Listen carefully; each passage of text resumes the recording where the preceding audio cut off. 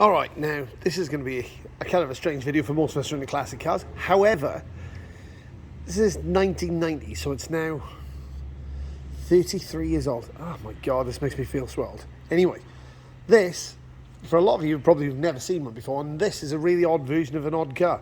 So this is a Ford Telstar TX5 4x4. Now, the interesting part of that is the 4x4 part. Well, and the Telstar bit, I guess. So Ford, Australia, and Mazda, because Ford and Mazda go together hand in hand quite a lot. What they did is they got together and decided to design a car between them. But what they actually did was basically just take the Mazda 626 and badge it as a Ford Telstar, and then make it in Australia and Japan, and then eventually just Japan. But this one will be a Japanese only model because of that. So kind of a radical little car, really. 4-wheel drive, small sedan, 2-litre double overhead cam. It's a TX5, 4-wheel drive. This is probably one of the very few survivors. There would be a handful of these. If there's any more than maybe 10, I would be really surprised, but maybe this is the only one. I don't know. If anybody's got one, be really interested to know if you have, because these were never sold in big numbers, and they were only a Japanese only model. So it was a Telstar, but made in Japan, which just sounds really strange because it was an Australian car, as far as it was concerned. I mean, it's a rebadged, sort of slightly unmodified 626. But all the action going on. Police pulling somebody over up there. Just thought you might want to see that. So the interesting fact is this is the sporty variant. And this was obviously sold to someone in Japan who wanted to buy a Ford rather than a Mazda, which is actually incredible. This is what it was used to be, 1990. This one is deregistered, which means it's going to be a biblical pain to put back on the road.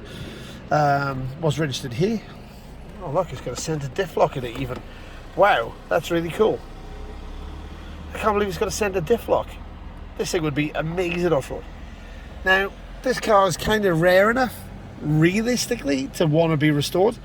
Definitely not by me, 270,000 Ks, but maybe by somebody. So, I saved it, and I'm going to put this up for sale for a little while. See if anybody's interested. I mean, there's plenty of these around for parts. I say plenty. There's a couple.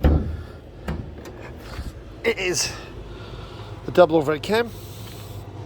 It lost its cam belt, and that's why it was parked up originally. So it was, otherwise it was running okay.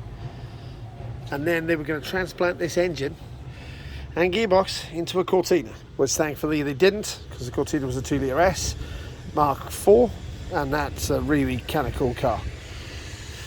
Now, this double overhead cam was used in quite a lot of things. It came with a turbo as well. It was 140 horsepower, which is mind-blowing from a 1990, really, for a sort of family sedan type of thing. But it's not me. If it was a turbo, maybe, but this style car isn't quite me. It's not quite Japanese enough or Australian enough to really pique my attention. But it is so unusual, it's like being a big game hunter. Now, I don't know if somebody's going to take this car and just thrash it round in a field, because it's a non-interference engine, so you just basically put a new cam belt on it and off you go. It's solid enough to restore, but would you do it? Or do you just want to be like the last person to ever own one? Maybe it's worth saving. I mean, every single performance Ford, every one of them is worth money.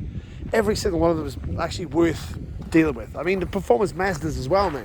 Japanese cars have really come up market, and this is sort of Japanese domestic market only, which makes it even stranger. And how it washed up in New Zealand, I don't know. Probably as part of a used car import, I would guess.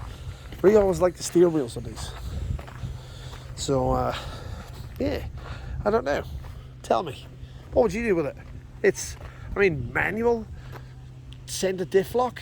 This thing would be a lot of fun off-road. It'd be an excellent paddock car, I can tell you that. But basically, I'm going to pass it on. If you want it, let me know in the comments. And stay away from the police, because they'll bust you. Check it out, man. This is probably speeding. It's a very slow road just at the top of my hill. So they probably just pulled somebody over going slightly over the limit. That's what usually happens. It's only 50 kilometers an hour there. But I'll show you this next as well. I'm actually kind of, another two things I'm working on. I'm going to stay at my yard, this is terrible. I've really got to get stuck into things. Just bought this little CB175, but that's worth its own little video. It's been stood for 30 years. And I'm currently rebuilding this, which is extremely boring, but I like to get around on scooters because I find it really fun in the summer. And this one is crashed, so it's actually quite straight, but all of the parts I'm replacing on it are really simple. And this currently owes me $23. So since it owes me 23 bucks, probably going to put it back together again. Okay, guys, hope everything's going good where you are. I'll bring you back and show you some more videos later on in the week. All good. Thanks.